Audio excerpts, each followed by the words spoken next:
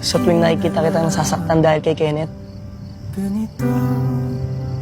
nasasaktan din ako. Pero kahit ilang beses akong masaktan, hindi kita iiwan. Kung may isang daang dahilan para iwan ka,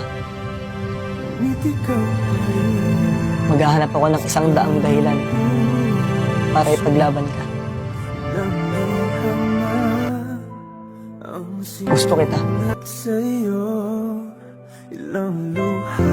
Crush kita. Mahal na nga yata kita eh. You still make the effort to cheer me up.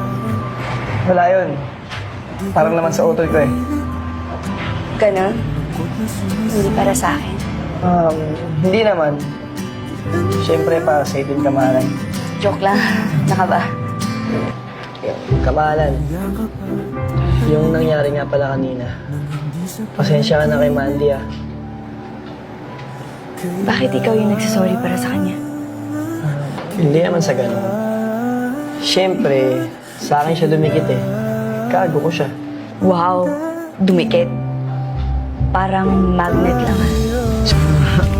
Kasi may sinasabi ka eh. Ano? Tsaka, na-miss mo ako?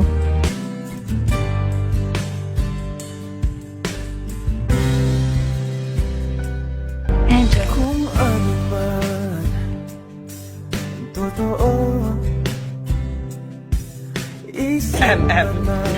Good morning, kamahalan. Para sa'yo. Kasing blooming mo. Anong ginagawa mo dito? Di ba sabi ko sa'yo, i-update kita? Yun na nga, kamahalan. Ako na magbibigay ng update sa'yo. Sa ayaw mo't sa gusto, manliligaw na ako. Huwag kang maingay, dito si Kuya eh. Andyan? Oo. Very good. Sakto, moment of truth na to. Aamin na ako. Aamin ng ano? Wag! Ano nga ano? Kamahalan, paulit-ulit naman eh. Nagusto nga kita. Sinong gusto nino? Ang pangit mo umiyak. Umiyak na ngayon tao. Pinagtanganan mo pa, inaasar mo pa.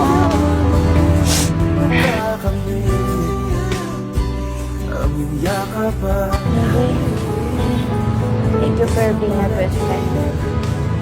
Alam mo, pagbalik ko sa Paris, mamimiss ko yung kakulitan mo. Sabi na eh, mamimiss mo ako.